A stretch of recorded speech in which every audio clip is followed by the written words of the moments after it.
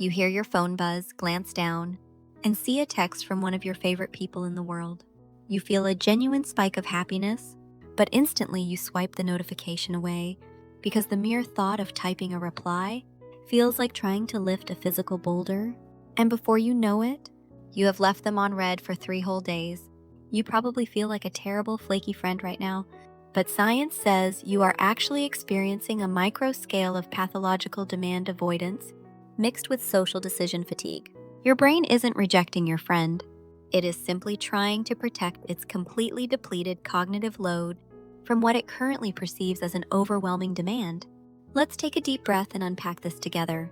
We live in an era of digital hyperaccessibility where we are expected to be reachable 24/7, constantly pinged by emails, news alerts, and group chats.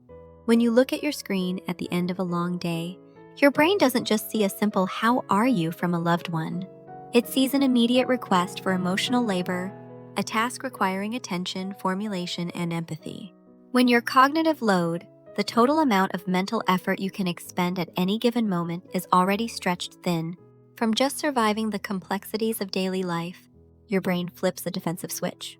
Pathological demand avoidance in this everyday context means your nervous system involuntarily interprets any incoming expectation as a threat to your remaining energy, triggering a freeze response. You aren't choosing to ignore them. Your mental bandwidth has simply hit a solid wall.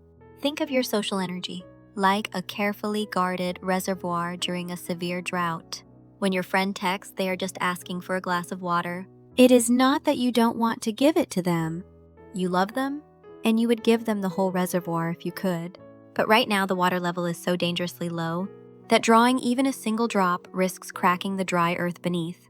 You are swiping away that notification because you are desperately trying to let the rain fall and the reservoir refill before you open the gates again.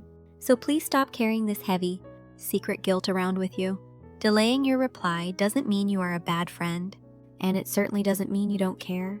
In fact, it means the exact opposite. You view communication as an intimate, deeply meaningful exchange of energy. You respect your friend and your relationship way too much to toss back a hollow, half-hearted response just to check a box and clear a notification. You are subconsciously waiting until your social battery is fully charged so you can give them your real, authentic self. You are a deeply caring person who treats human connection as a privilege, not a chore. If this resonated with you today, please subscribe and turn on notifications so we can continue navigating these quiet, complex feelings together. You are doing just fine, and I will see you in the next video.